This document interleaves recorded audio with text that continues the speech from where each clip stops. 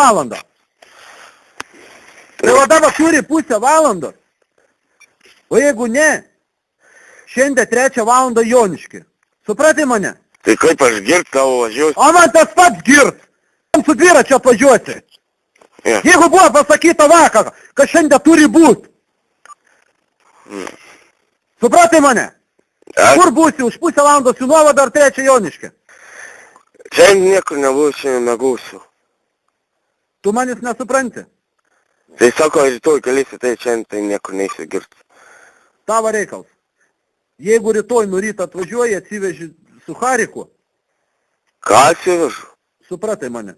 Ką atsivežu?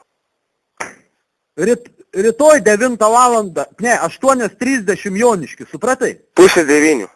Aš taip, pusė 9. Jonišky. Taip, Nu gerai. pažiūrėsim, kaip bus gerai. A tai nuvešit ar kaip pačiam reikės važiuoti? Ką nuvešiu? Jeigu duos mano pinigų, tada važiuosiu. Aš nesupratau. Sako, jeigu mama duos... Taip, ateisi piškam. Supratai? Ką? Visų pirma, aš negaidis.